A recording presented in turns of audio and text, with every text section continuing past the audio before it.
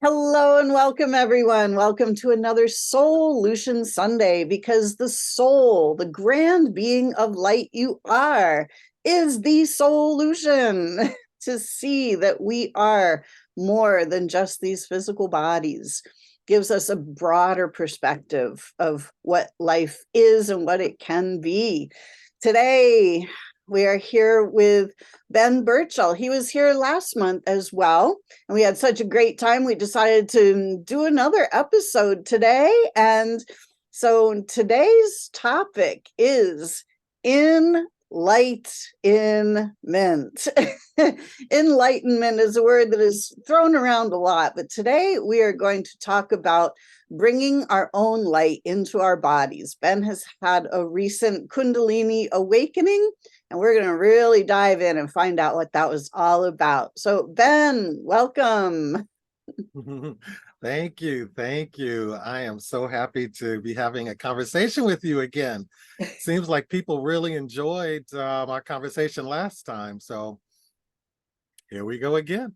Exactly. It's always fun to have high level conversations, where we're really talking about things that are not the average, everyday, mundane things that humanity has talked about for thousands upon thousands of years.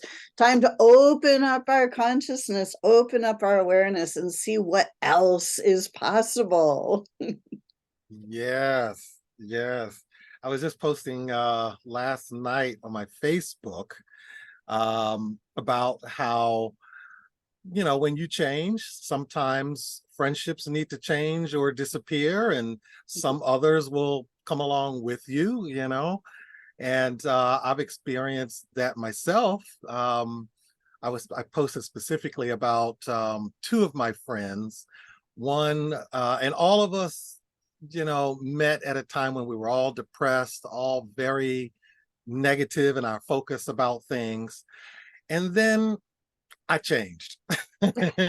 My spirituality was we awakened, and I started directing my life in a more positive direction. One of my friends didn't change.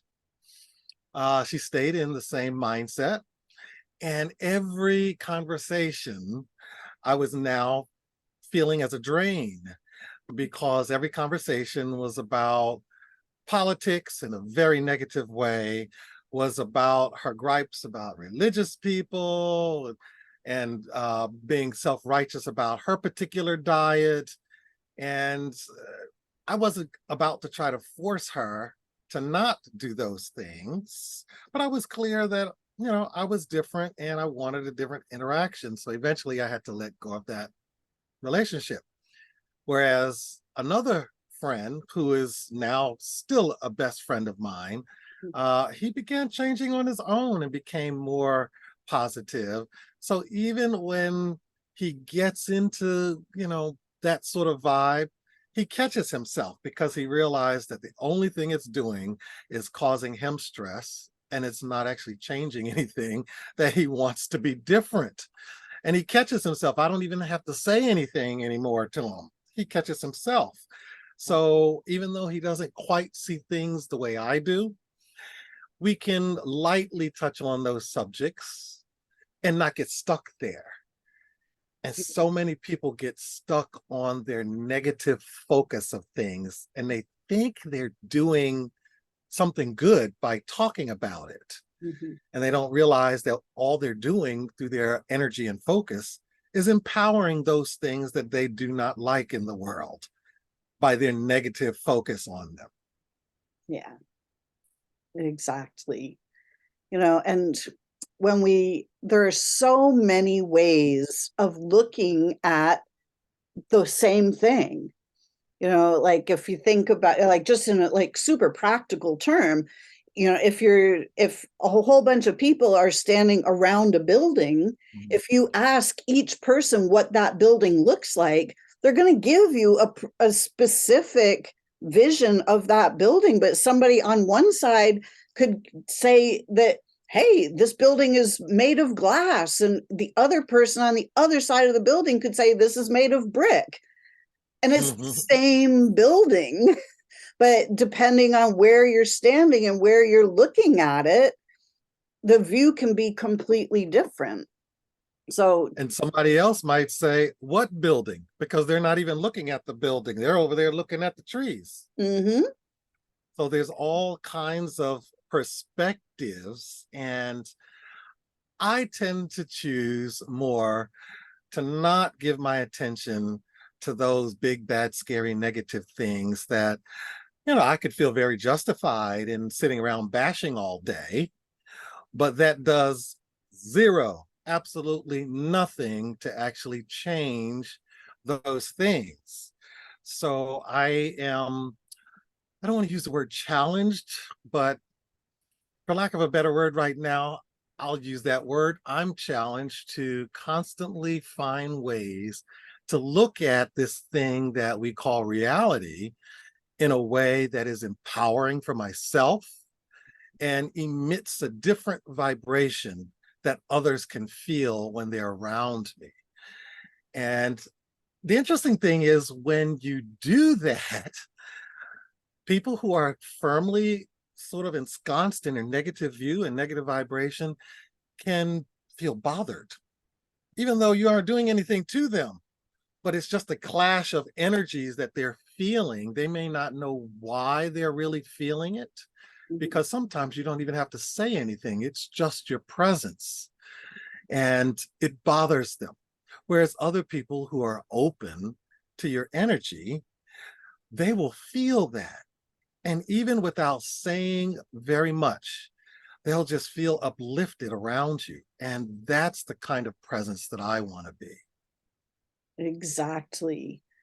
Yes, we are grand beings of light here as creators to experience physical form. And we've all been kind of convinced that, this is the way it is and there's nothing you can do about it. But that's not really true at all. As soon as we start to realize that my attitude has a whole lot to do with what is in my life, I can start to open my awareness. I can start to raise my vibration. I can start to look at what I wish to create rather than what is that I don't like.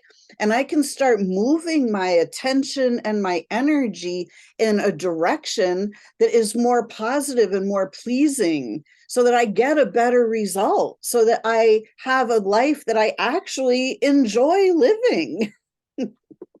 Yes, I agree 100%. And in my experience, on the heels of that come whatever actions that I need to take in order to be a part of the unfoldment of that new reality. It's just a natural byproduct of the change in consciousness. I had a teacher many, many years ago, almost 30 years ago now, at my first New Thought church that I ever went to. And I've really enjoyed the affirmative prayers and the affirmations and everything in the positive message. And I was working on changing my consciousness of prosperity and money. And I said to her one day, I've changed my consciousness of money. And she said, oh, really? How much money do you have in the bank? And I said, oh, well, I don't really have any money in the bank, but it's on its way. And she said something that really stopped me in my tracks. She said, you can't say you changed your consciousness until you see money actually flowing to you. She said, the proof is always in the pudding. Isn't that something? So, whenever we have truly changed our consciousness, what we're doing and how we're being in the world automatically changes too. One can't go without the other. It's like if I'm sitting in this chair here and I want to move across the room, and I say I've decided to move across the room, and I'm still sitting here, I haven't actually decided to move across the room, have I? No. Exactly. I know that I've decided that I want to move across the room when I actually get my butt up and go over there. And I think sometimes us spiritual types, especially in metaphysical circles, we tend to be so in our heads about this thing. And we can describe, how it works and all this stuff to an umpteenth degree, but there's no change in our life because it's all just intellectual. It's not actually a change in consciousness that compels us to right action for the things that we want to see in our life. Mhm. Exactly. So talking about a change of consciousness, you had recently gone through a Kundalini awakening. Tell us a little bit more about that. It has only been a short time, but it's been so intense and so many things have happened as a result of it that it feels like it was a long time ago. Right. But yeah, it was only a matter of a few weeks ago. Um, I was actually sitting right here in this very spot, and I was finally saying yes to spirit within me, to this spiritual work. I did not want to be a minister. I didn't want to do anything that even smacked of church or religion or anything like that. And the moment that you start sort of organizing and teaching, it takes on that veneer, because religion, in the way people commonly see it, is about organizing. Spirituality isn't necessarily organized, but it can be. But when you organize it, it's called religion. That's actually not my understanding of the word religion, but that's the common, definition of it. So the distaste that I had growing up in Christianity just didn't allow me the space to really say yes to doing the spiritual work that I know that I was born to do. And so I was in the midst of praying within and saying, yes, I'm available. Yes, I'm willing. And just then, my phone chimed, and it was a message from Facebook. And this message said that they had looked at my profile and decided that I might be a good match to be the admin of some group. And I was like, well, what is this? Because I'd never heard of Facebook doing that before. And so I opened my laptop so that I could look at it on a bigger screen. And I saw that it was the Science of Mind group. And I was like, this is interesting, because the Science of Mind was my foray into this kind of spirituality. So I took a look at it and what was going on in the group. And there was no admin active in the group for a number of years. And that's why Facebook went looking for someone else to take over the group to keep it active. And there was a group of over 400 people there. So, and this happened while I'm sitting here in this seat saying yes to spirit, that I'm available and that I'm willing. So immediately I went from having no group of people that I'm serving to having a spiritual community of over 400 people, just like that, just in saying yes to spirit. Talk about a They shift say, of consciousness, right? yeah, they Proof say is in that the the pudding. teacher appears when the student is ready. Well, the other way around is true too. Yeah. When the teacher is ready, the students appear. And then later that night, when I went to bed, I was doing sort of my, daily thing that I do when I'm going to sleep, where I'm imagining what I want for my life. Sometimes it's not visualizing. Sometimes it's just I'm trying to feel the feeling of what it would be like to be living whatever it is that I'm wanting to manifest. And while that was happening, while I was doing that, all of a sudden I started feeling like hot in my hands and on the top of my head. And it got so hot, felt like fire just swirling and swirling in my hands and on the top of my head. And I found myself like shaking, and I'm like trying to be still. And I'm saying, like, what is this? What is this?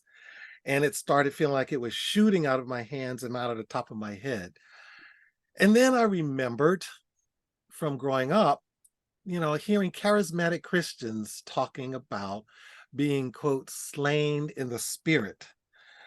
and talking about feeling this sensation of heat and fire, often in their hands and whatnot. And when they would come out of this experience, they'd be healed of ailments and conditions. Addictions would go away. They would get clarity about their life that they didn't have before. It was like a miraculous change that they would undergo.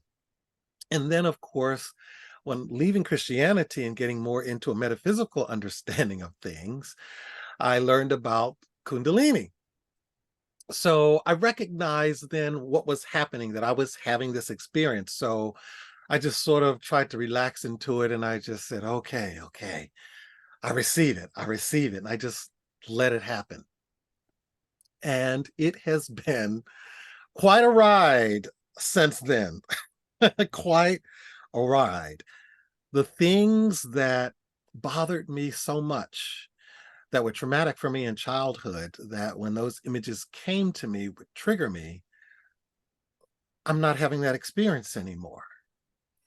And I've even tried bringing those images to mind deliberately and still not having that emotional reaction of trauma to them anymore. It's like somehow it's been integrated in a way that I can observe them and not be emotionally drawn into them.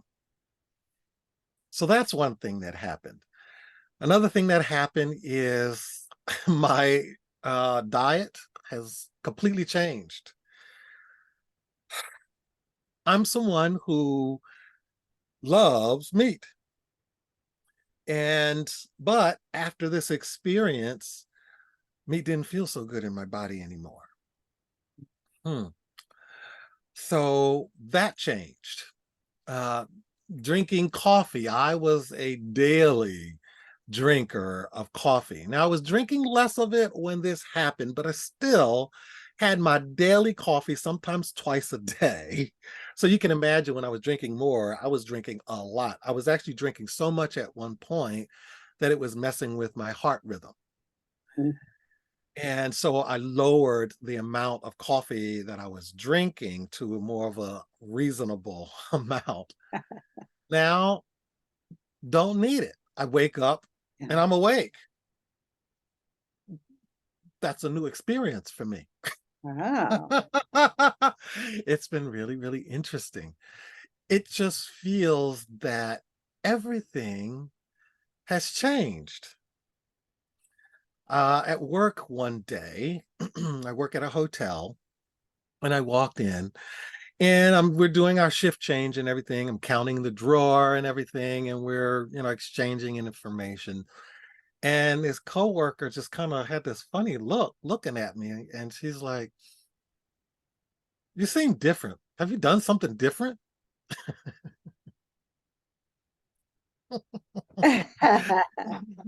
Well, yes, I'm different. I mean, I didn't, go to get all into it and everything because I'm at work, and there's certain things that I just don't get into that much at work, knowing that not everybody shares the same perspective. But it's been such an intense ride these past few weeks. And I had one occasion where I don't remember what I was doing, but all of a sudden my hands got hot again. And I'm looking at my hands going, okay, what's going on now? And I just heard the voice of my guidance, because I hear my guidance as a voice like in the back of my head. And it said, put your hand over your heart. So I did, because I had been experiencing some arrhythmia. And I just came out of that experience knowing, hmm, well, I guess that energy took care of whatever it needed to take care of in my heart. Everything has changed. It truly has. Since then, I have been just sort of walking around, not in a state of like I'm blissed out, like crazy happy, but there's been this sense of peace, even deeper than I've known before. And this sense of just quiet joy. Mhm. I can't explain it to anyone. I just take it that that's what in Christian scriptures they talk about as the peace that passes all understanding. Mhm. And so, oh, another thing that's changed since then, I have not dreamed, or at least remembered dreams, or had any out of body experiences for several years now. Since then, every time I close my eyes, and that's been interesting. Some clarity has come to me about my true life that I should be living. And I saw it in this dream. And it's not that I didn't know how I should be living and what I should be doing in my life before, but there was this sort of inner conflict about it because I had all these mental conditions I was putting on. Well, how am I going to get there? There is this gulf between that and where I am now. And in between were all these conditions that I had set up in my mind to get me there. And those conditions have disappeared. It's just now, yeah, this is the life for me. And it has everything to do with my spiritual service in the world. It's not, a lot of times when people think of spiritual service or ministry, if we're going to use the religious term, they think in terms of teaching people and preaching and speaking, giving talks and that sort of thing. And but that's not so much where the energy is leading me. Where it's leading me is telling me that it's really just about how I'm being, Mhm. how I'm being, because it's the energy of my own spirit that is sent here to help transform the world that I live in. And I've come to see that any teaching or speaking that I do, the purpose of that isn't to raise the vibration. The purpose is to explain to people what it is that they're feeling from me. That's it. Because I'm finding that it's becoming easier and easier to have these conversations with people and they get it because it's not the words that I'm using, it's the vibration of the consciousness that has overtaken me. Beautiful. You know, that I love that you talk about the your state of being, your state of consciousness changes your world, because this is the only thing any of us have any control over, is our own state of being and our own reality that we are generating. Yeah, yeah. You know, I used to be one that believed in order to make the image in the mirror smile, you have to somehow go over to that mirror and do something to make it smile. Right. You know, there's that, idea of taking massive action to change your reality. And that's one way to go about it, the hard way to go Right. about it. Exactly. Yes. And it only works when it works because of that person's consciousness anyway, Yes. not because of the action alone. And I've come to see, no, there's an easier way. Because when I change me, then all of a sudden my world changes and it appears that I have control out there when I really didn't control anything out there. I just controlled myself. And I don't even know if control is really the right word to use because like I said, it's the consciousness that has overtaken me. It's, I think all of us are channels. All of us are channeling. I've said before that we are just antenna. And based on where we set our vibrational dial, what frequency we pick with the thoughts that we believe, we pick up more thoughts that match that frequency. We pick up emotions that match those thoughts.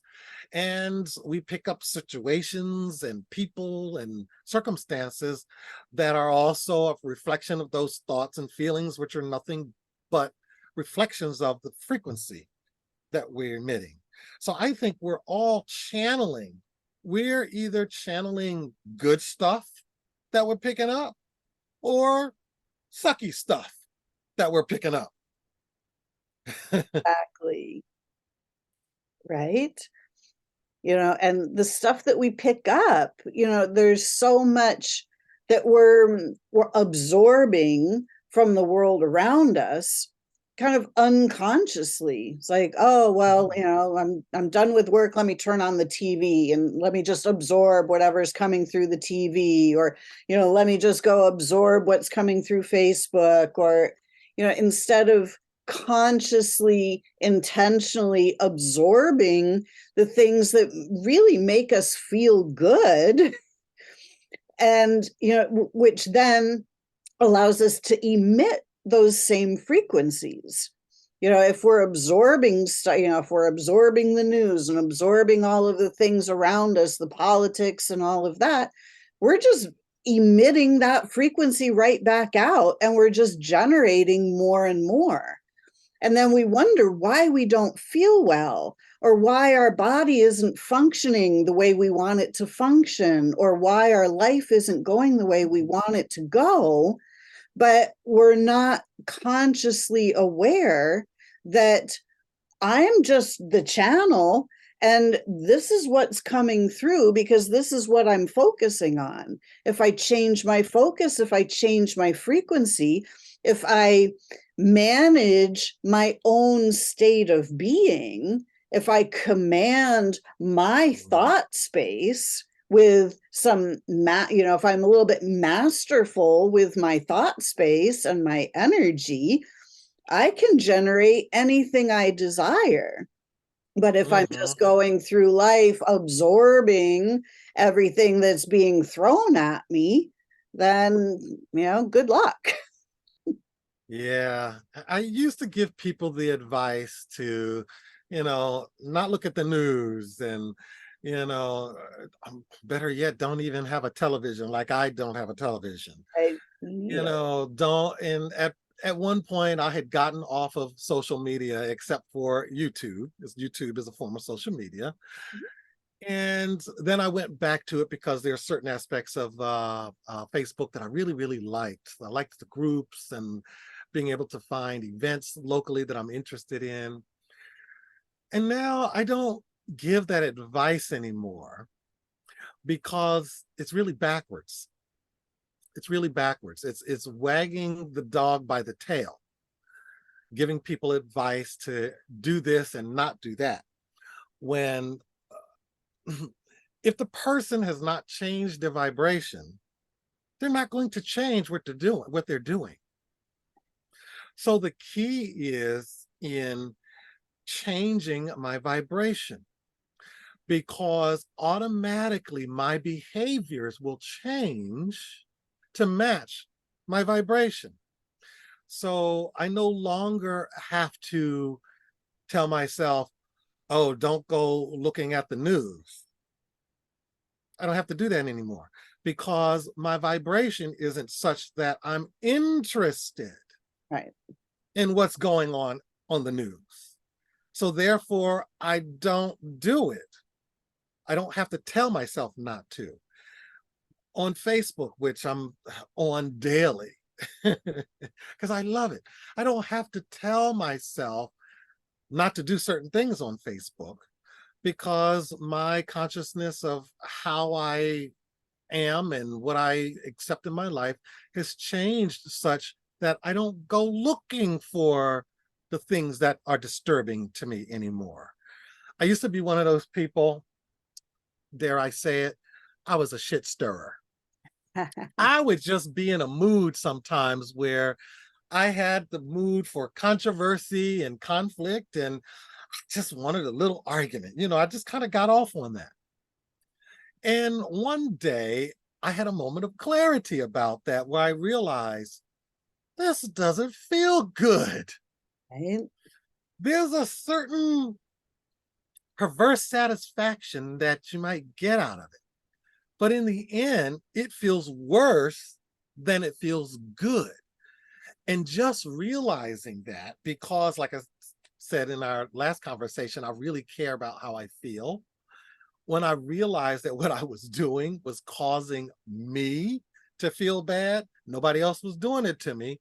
I was doing it to myself by how I was interacting on Facebook.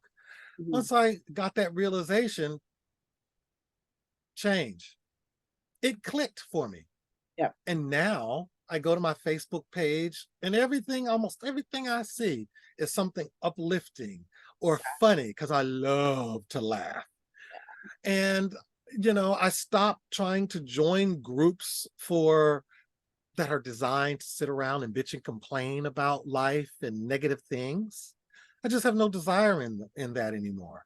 So I deleted myself from all of those type of groups.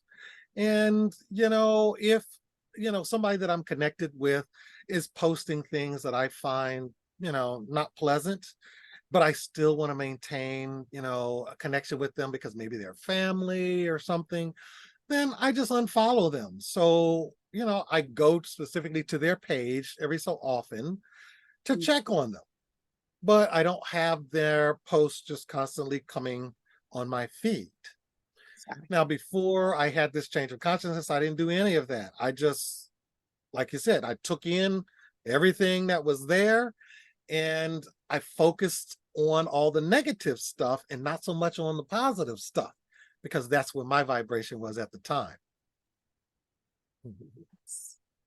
It's Mm. it's really, when it comes to healing our bodies and changing our lives for the better, you know it's really all coming from inside.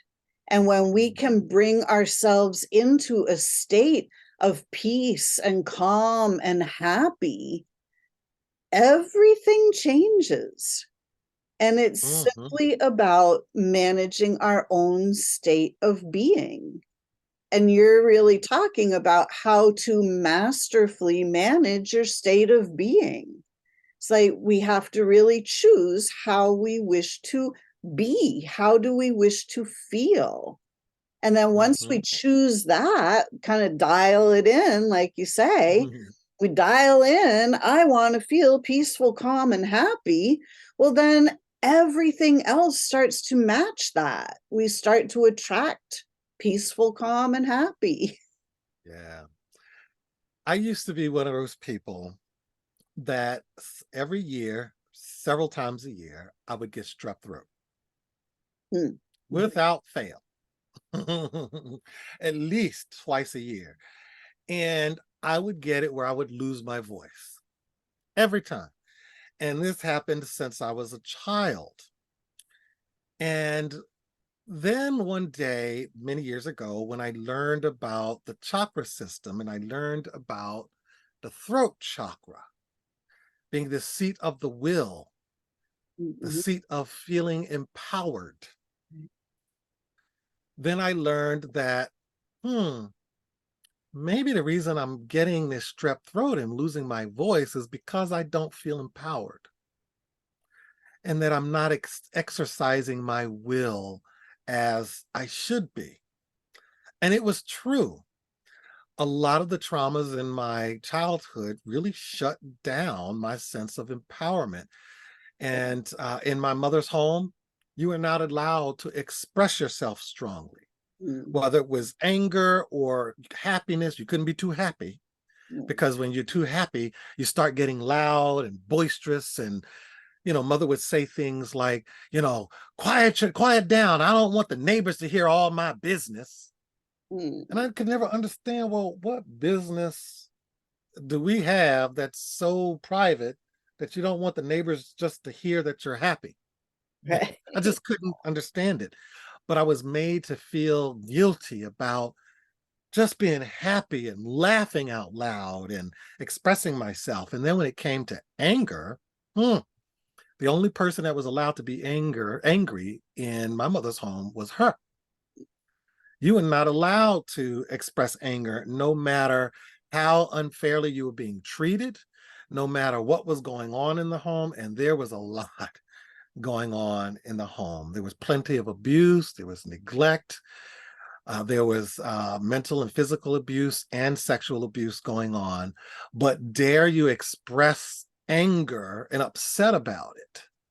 So I learned to just stuff it all down rather than express it.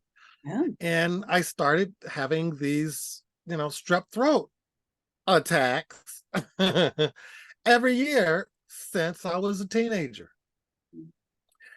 But the moment that I realized this has to do with expressing my will and feeling empowered, and then I started to express myself more, allowing myself to feel my anger.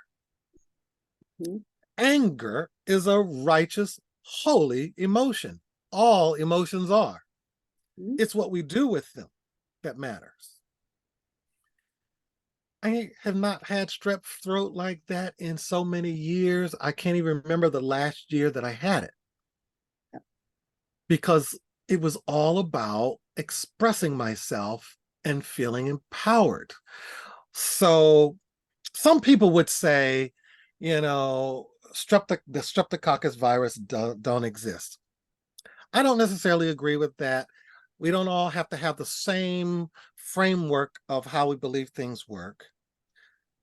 These things are out there, but they don't get everybody. Why does it get certain people on a regular basis? It's because our personal vibration calls them in. It happens as we believe. So if your vibration is calling in negative things, that's what you'll get. Now, the key is not to blame yourself for doing it, because you didn't do it on purpose. Nobody does. And for those of us that understand these things, we need to stop going around saying things like, oh, that happened to you. What's in your consciousness? And blaming people and making people feel like less than because they're going through tough times. That's not helpful to anyone. What's more helpful is to help people to maybe identify why this is coming to them. What is this representative of in your emotional, energetic body? And when you resolve that issue, in my experience anyway, the thing just seems to disappear and go away.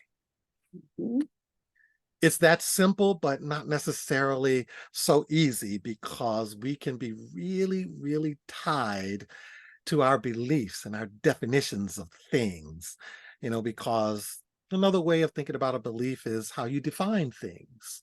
You define things as something as good or bad, true or false. And based on that definition that you're holding, that's how your reality will appear. Exactly. Yes, since childhood, we've been taught this is the way it is, for many different things. And if we never question that belief, whatever it is about this is the way it is, then it will continue to be the way it is. And we will continue to experience what is, because we've never examined that belief. Is that actually true? Is there another way that I can look at this?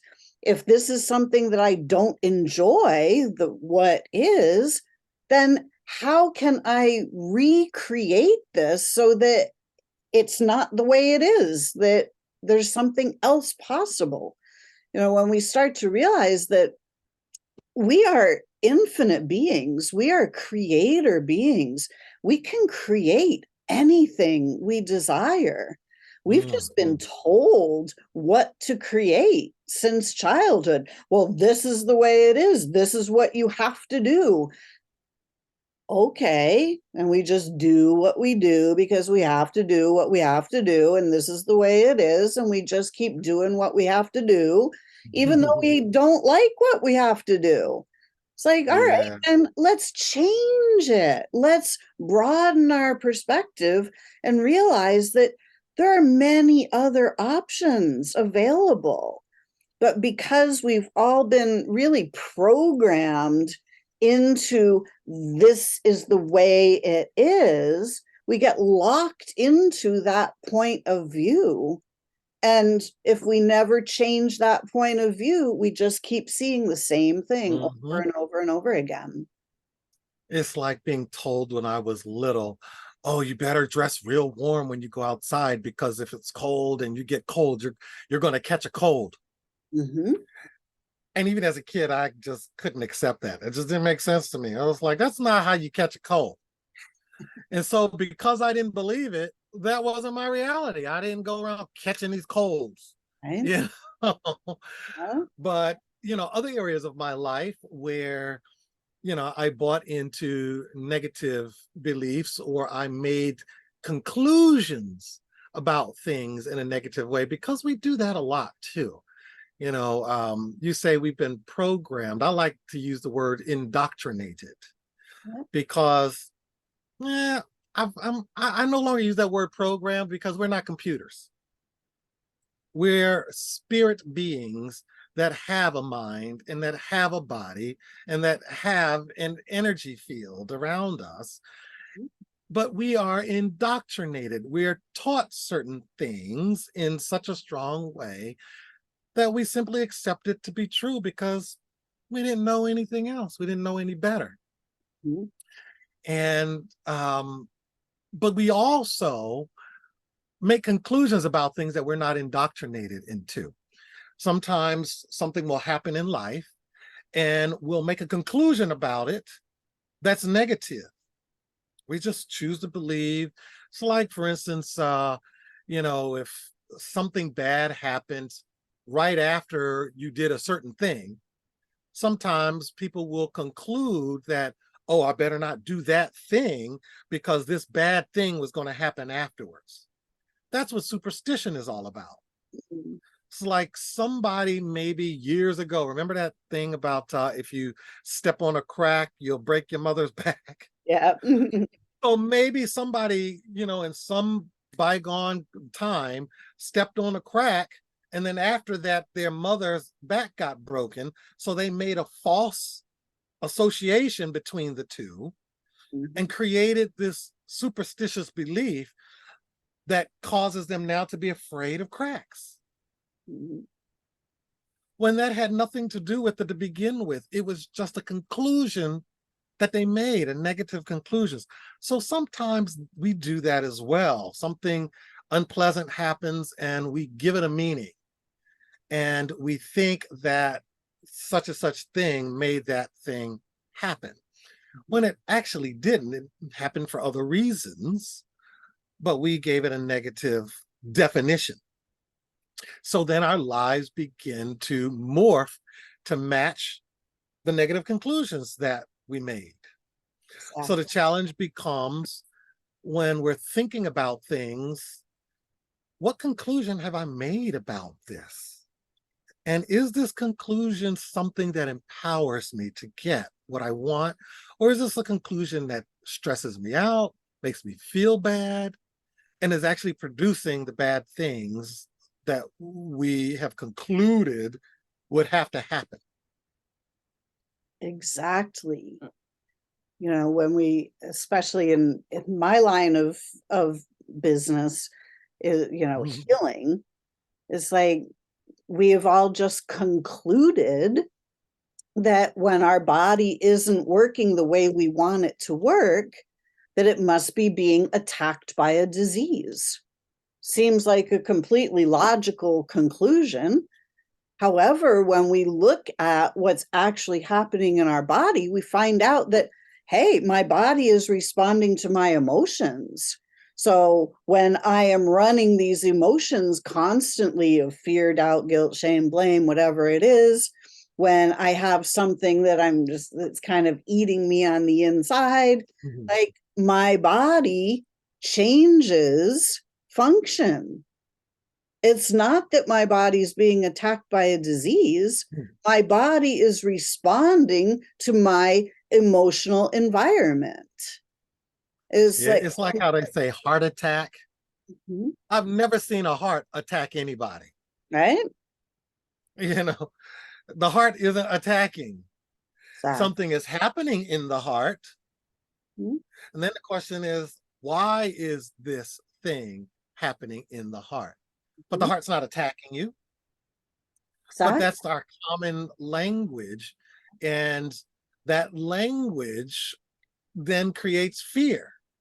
Yes, exactly. Because, we would rightfully be afraid of something that's attacking us because fear, too, is a holy righteous emotion. It's there to help us defend ourselves to a perceived threat.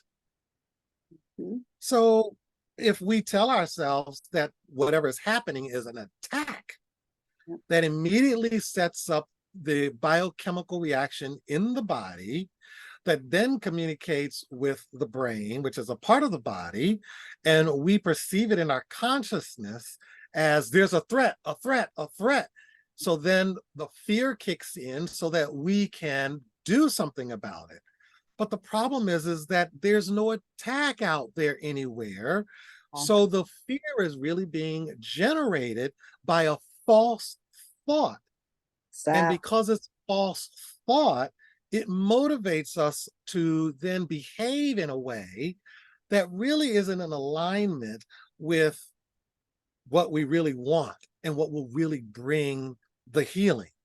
It has us doing things in reaction to what we perceive as an attack. Exactly. Yes. So when we start to, pardon me, change the way we look at things, when we allow our consciousness to expand, to move away from a current point of view, and let's look from a different angle. What else could we see? What else might be true? When we start to realize that consciousness expands in concentric circles. And, I talk about it like the Russian stacking dolls. The Mm, physical body, the physical human is like the littlest doll in the middle. But there are many, many non physical layers of ourselves. And when we move our attention point out into a more expansive layer, we have access to much more information, and we have mhm, a much broader perspective, and we're not locked into this real focus on the fear and, oh my gosh, the surface appearance, this has got to be bad. It's like, no, we can actually open up and we can see that there's mhm, nothing wrong with our bodies. The body's doing exactly what it's meant to do. And that if we trust our body and we simply guide our body back into peace and ease and trust, that the body will heal itself. That's the divine design. I'm glad you mentioned the nested dolls thing, um, because that so applies and it answers the question of why, quote, bad things happen to people who aren't thinking about those bad things. Um, my very good friend Mara one time asked me many years ago, about that. Well, how do you explain why these bad things happen to good people and happen to people that are even practicing these principles and everything? And I had never really come up with a theory or anything before, but in the moment that she asked, it was like she opened a space that clicked in me the answer, and it had to do with that nesting dolls thing. There are spheres of consciousness and spheres of manifestation. There's your own energy field, Then there is the energy field of every identity that you attach to. So for you, I assume that you identify as a woman. So there's Lisa's own personal energy field. Then there's the energy field that is shared by all who call themselves a woman. And if you call yourself a white person, that is also an energy field, because these are all energy structures. You know, in New Age circles, we call them thought forms. In reality transurfing, they talk about pendulums, and I like talking about that because it highlights something about an aspect of these spheres of consciousness that doesn't often get talked about. So whatever spheres of whatever identities that you have their own spheres of consciousness. So in those places where we have not deliberately detached ourselves from the negative ideas of the larger mass consciousness identity sphere that we're a part of, to that degree, we will experience the things that that energy structure produces. Whether or not we're consciously thinking those things or believing those things or not, because we're attached to those identities. That's why they call this work. Because it's work, learning what identities that we are attaching to and how that affects us in our personal life. And an example of that in my own life is, well, I'm a Black man. Well, there was a time in my life when I didn't have a whole lot of baggage about what that meant. But then I had some experiences with people that showed me that so-called race was very important to a lot of people in ways that just didn't make sense to me, but very important to people. And they had all these definitions about what they meant and all of that. And I began to make some conclusions about that and what that meant for my reality.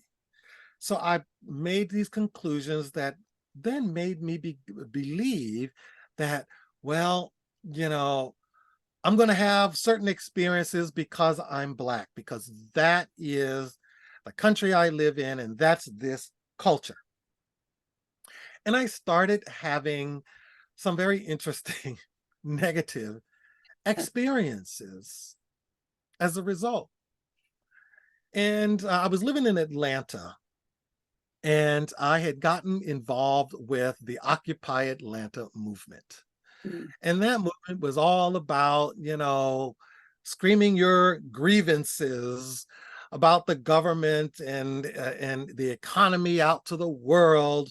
We didn't really have any cohesive vision for what we actually wanted that we could describe, but we were certainly mad. And I was seeing a whole lot of negativity with race and so forth. And I was sitting in my room one day and it just dawned on me, this wasn't always my experience. What's the difference?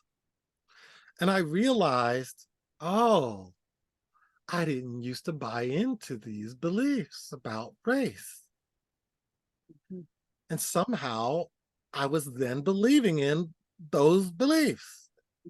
And I just said, what if the only reason I'm having these experiences is because I have these certain beliefs about what it means to be Black? So I said, I'm just not going to believe those things anymore. And guess what happened? I stopped having those experiences. Because I had detached from the larger mass consciousness of what it means to be Black in America. Now, that doesn't mean that those things are not, in fact, happening to Black people in America. What it means is I get to experience a different reality because I have detached those parts of the identity of what it means to be Black from the identity. So I can still have my identity as a Black person without those particular negative beliefs that the greater majority has. And that's how this thing works. All kinds of negative things happen to us that we didn't personally call into our experience because we are attached to these larger energy structures that we haven't even given thought to, examine to see, do I really agree with this or not? Do I want to agree with this or not? We just sort of believe it, and it's just an automatic assumption that Right. we make. Exactly. So what I'm hearing you say is that when we take a moment and we shed light on why is this happening? Let me take a moment and let me just look and see. We start to enlighten ourselves. We start to bring things to light from within ourselves. We shed the light of our expanded awareness, and we start to change our reality from our own light. Yeah, yeah. And I know why you use that word enlighten, because I talked about it when we were speaking personally off video one time. And what I had said then was, I had this very old friend of mine that we knew each other from a spiritual community. And we got together to do this business thing, this website thing. And she came up with the name In-Lighten. And it was in, light, in. And back then, the way we saw it was commanding light to come in, light, in. I see it differently now. Because the light isn't coming in. The light is coming into my experience from inside of me. So now when I think of that word as we used it then, in, light, in, I'm not invoking anything. That's a word that, even in spiritual circles we use. We're going to do an invocation. I don't do invocations because I know that nothing's coming in. I do an evocation. An evocation is bringing something out into the experience. So when I think of the word enlightenment, that's how I think of it now. That it's not, some light coming to me from somewhere else. No, I'm the light. And my job is to open a portal within me to bring it out into my world so that it can bless me and bless every other person, animal, plant, rock, and everything else that exists in my world. Yeah. I look at it as, if we go back to the Russian stacking doll metaphor, like that biggest doll is source itself. Like that's who and what we are, is the living life force energy of the divine. And so if I'm pulling light in, I'm pulling from that part of me. I'm pulling from that. It's not outside of me, but I can look at this physical body and I can draw in wisdom or light from a larger iteration of myself, pulling in from the more enlightened version of me, the one that can see from the broader perspective. So, and it Yeah. goes both directions because it comes out no matter which way you go, whether you go looking out that way and you find source out, or you go all the way into the smallest little particle inside, you still get to source. You can go either direction. Because really, there is no location. It's all an illusion anyway. They're just our best attempt to use words to describe a reality that ultimately you can't really describe in words. It's an experience. But yeah, that largest energy structure, God, source, some people say the universe, all that is, whatever we want to call it, mother, father, God, whatever. That is why we get blessings also that we don't deliberately call in, because we're a part of that identity. Exactly. You know, there's this idea. I was in a class earlier this week with a bunch of New Thought ministers and practitioners and whatnot. And in my sharing of my own experience, I talked about, you know, some of these really false ideas that we've accepted in spiritual circles because they sound good. And uh, there are a lot of them, a lot of them. Like, you know, I am one with God. No, I'm not. I am God. There's no with because there's no separation. It sounds better than maybe what we may have been taught growing up in certain religions, but it still gives the perception that there's me and a something else. Right. When there isn't a something else, there's just a one. And we are that one. And I talked about this other idea that I often have heard and was taught myself, and at one time tried to believe, even though it didn't work for me, that we have to be in the cycle of giving and receiving. So if we want to receive, we must give. So if we want to receive money, we need to be generous with our money. That's a lie. That's a bold-faced lie. Because probably every one of us knows selfish people that have money. They're not being generous with their money, and yet they still receive. So that's just an idea that sounded good, that somebody taught somebody and they taught somebody else, and eventually it got to us and we accepted it. And I never found that to actually work for me, that I have to give in order to receive. Because in reality, when I came to life, I didn't have anything to give. And I didn't do anything but cry and poop. If there's anything, I gave a lot of poop and pee. That's it. But what did I give to get sunlight? What did I give to get air? What did I give to get food? What did I give to get love? Absolutely nothing.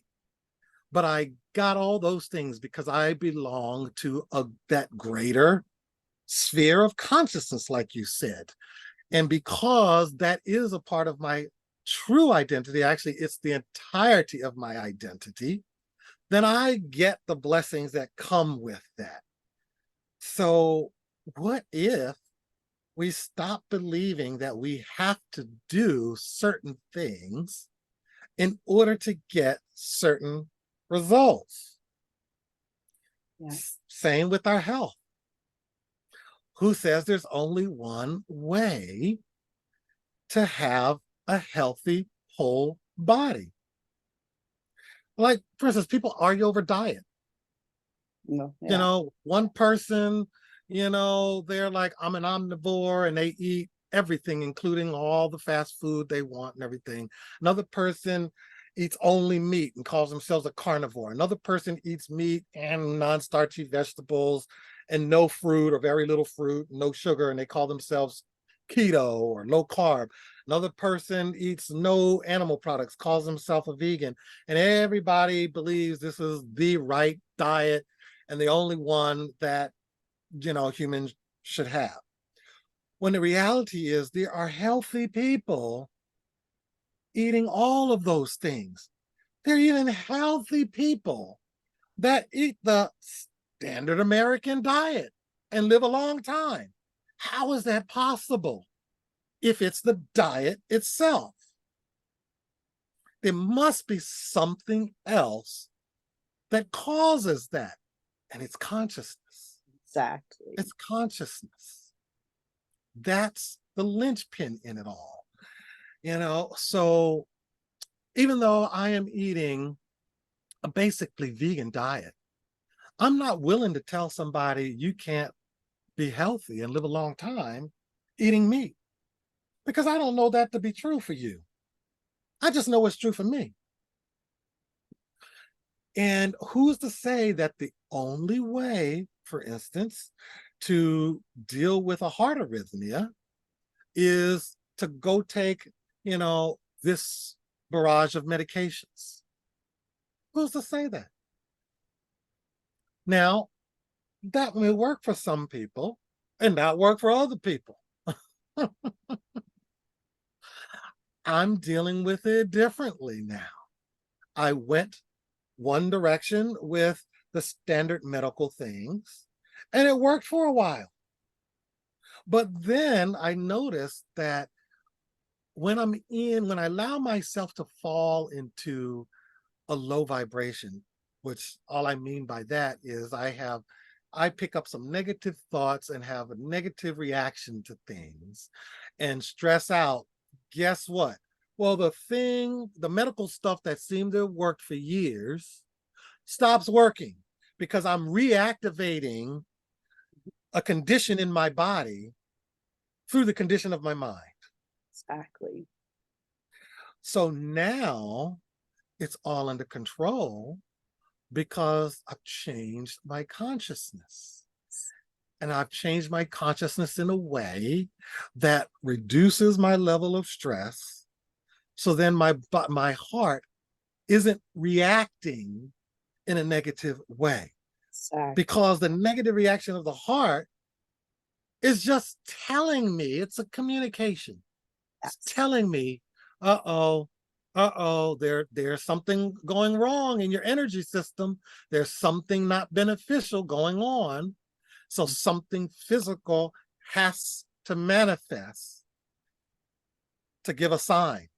Exactly. And I like what Oprah said years ago when she had her show, that, it's best to listen to your guidance when it's that still small voice. Yeah, exactly. But if you don't listen, it'll get louder. And if you still don't listen when it's loud, well, a brick will eventually fall on your head. And if you still don't get it, then the whole house is going to come collapsing down on you and crush you. Mm-hmm. So we have a choice. When are we going to start listening? Are we going to wait till the tumor forms? Or are we going to listen before? And sometimes we can't listen before because we don't know, and we're just acting out of ignorance. And then the tumor comes and wakes us up.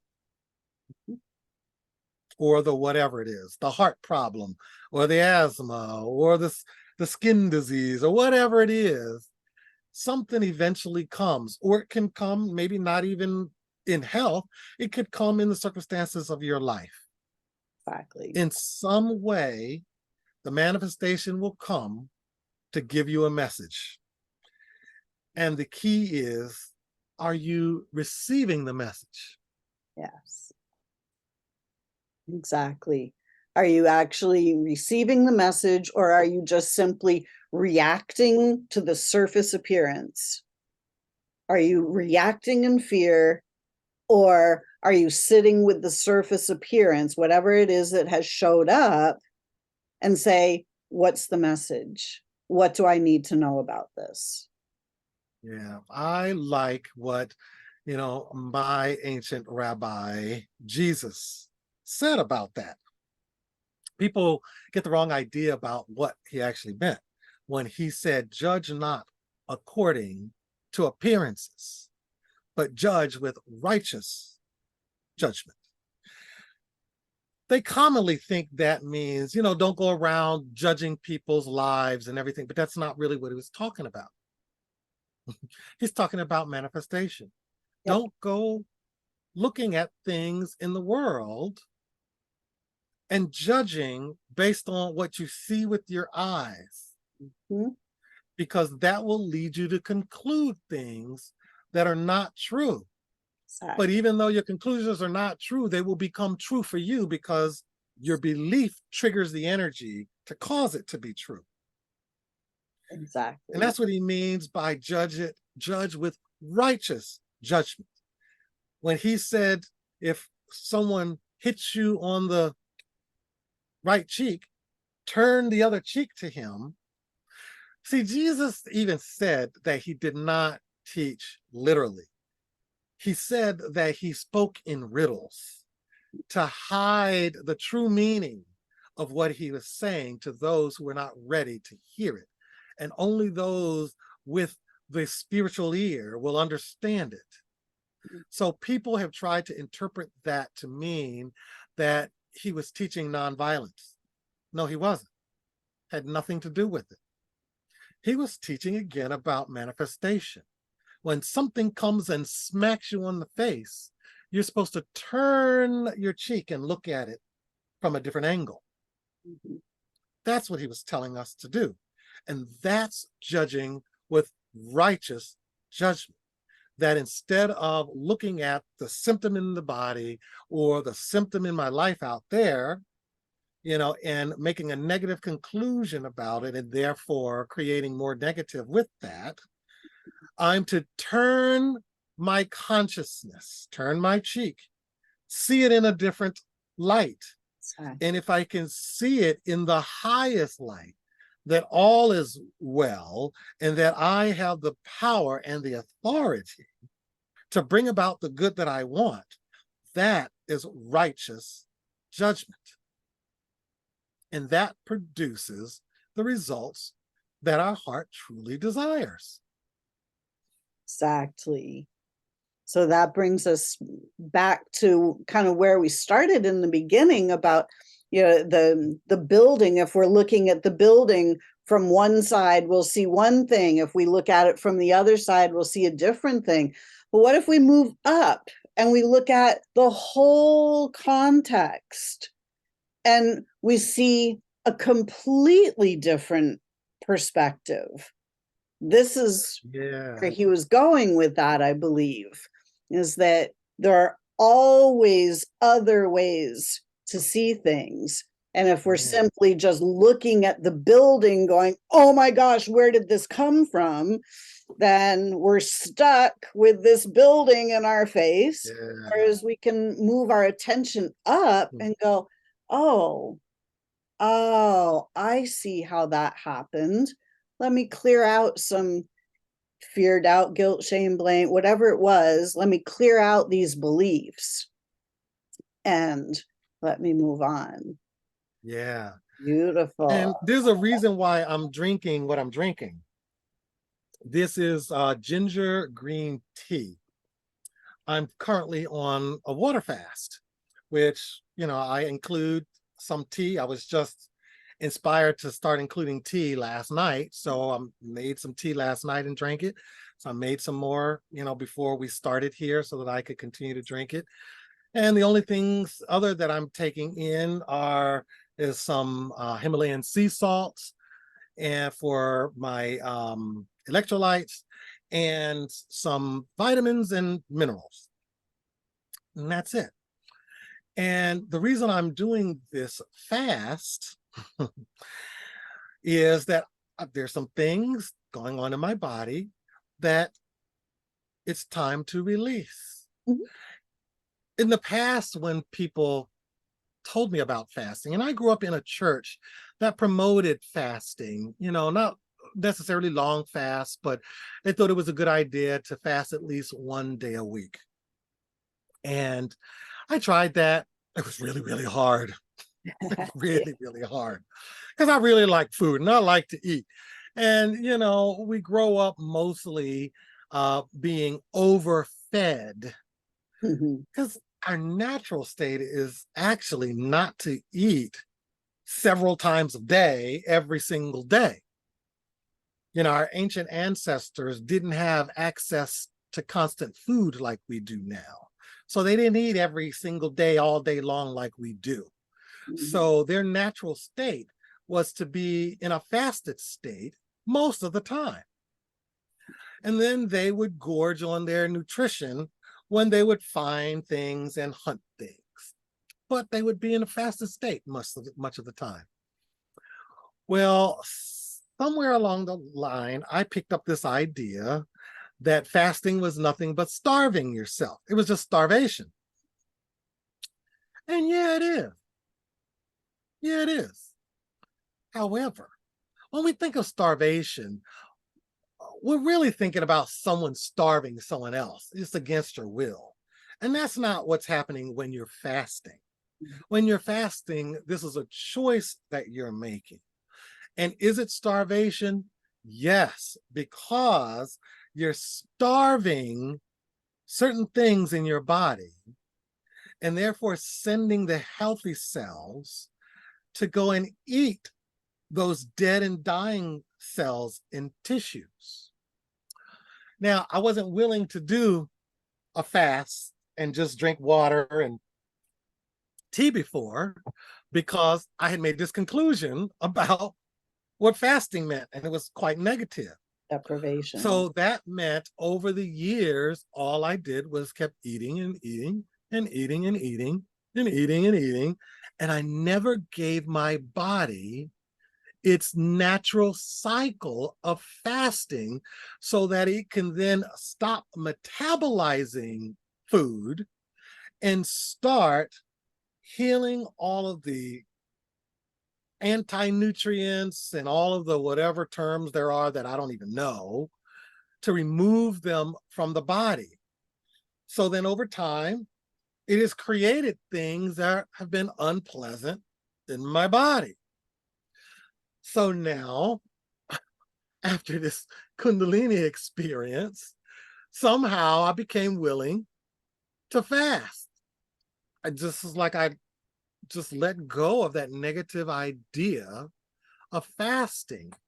So when the opportunity of a symptom came up to deal with, it was like, oh, I guess I better fast. It was not even a fight or a struggle. Beautiful. Beautiful. So our conclusion about things to do with our health can actually keep us from the manifestation of good health that we want, because we have these beliefs about certain things that actually may be good for us. Exactly. Yeah. We've just been taught to believe that there's a pill for that, and you have to go to the doctor and ask the expert what's wrong with you. And it's like, well, when we start to actually shed light on this and we start to sit with these ideas and we ask, is this actually true? We can find out that we can see that building from a much broader perspective, and we can see the lay of the land much differently than it's presented to us.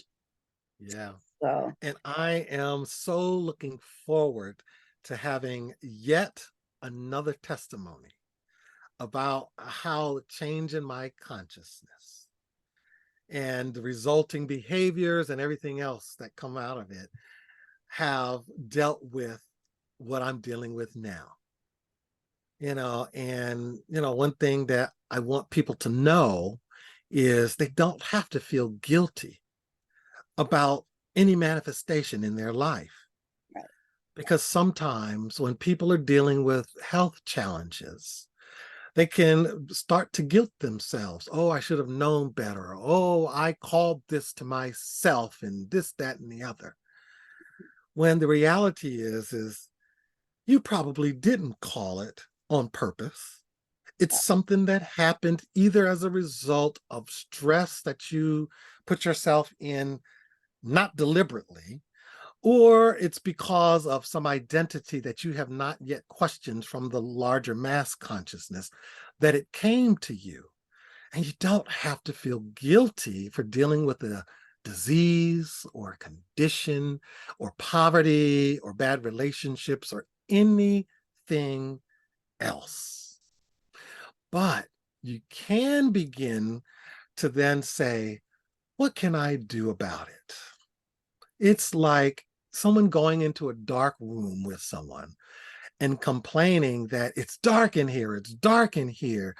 And I wish it was light in here. And the person saying, well, it's dark because you haven't turned on the light switch. If you go over there and turn on the light switch, the lights will come on. And then the other person saying, well, how dare you make me feel guilty about being in the dark? I didn't do this on purpose. That's sometimes what we do to ourselves and to others. When the person is telling you to turn on the light switch, don't internalize it as they are blaming you for what's happening. Perhaps they're just telling you the mechanism for what you need to do to turn the light on. Exactly. And that's all it is. You don't have to blame yourself for the darkness. Just go over there and do what they say and turn the switch on and see if the light comes on like they tell you it will. Exactly. And realize that the light is always right inside, and we can turn our own light on. We can turn that light bulb on. We can have those light bulb moments. We can start to heal everything by really recognizing that we are these grand beings of light and that we can change anything. We have the ability to create anything we desire. Yeah. Ben, this has been such a beautiful conversation. Thank you so, so, so much. Thank you. I love talking about this stuff because I have to share what I need to hear.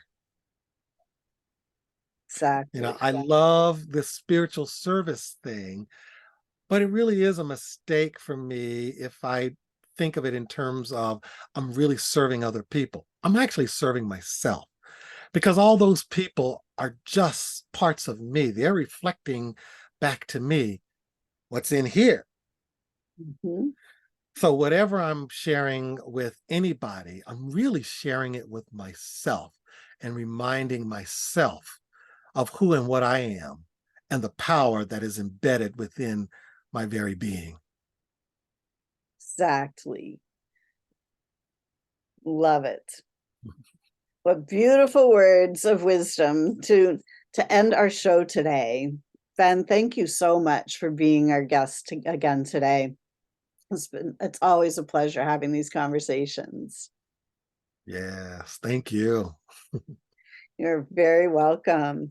So everyone, thank you so much for joining us for another Soul-lution Sunday, because the soul, the grand being of light you are, that has the ability to create and manifest anything you desire. That is the Soul-lution, to recognize that you are a grand being of light. You are the creator. My name is Lisa Warner. I am the author of The Simplicity of Self-Healing and the creator of Soul-lution Sunday. And today my guest has been Ben Burchall. So Ben, thank you so much. So, and is there a way that people can reach out to you if they would like to get in touch with you? They can email me at manifestedgood@gmail.com. You can look me up on Facebook by my name, Benjamin Burchall. My big old face is right there, so it's easy to spot me. And you can also see more about what I think and what I teach at One Power. One, I can't even get my own website right. onepower.live. Onepower.live. I love it. Great. So please reach out to Ben if you would like to know more about what it is that he does and how he can help you as well. So everyone, thank you so much for joining us for another Soul-lution Sunday. Until next week, create for yourselves a great week. Bye for now.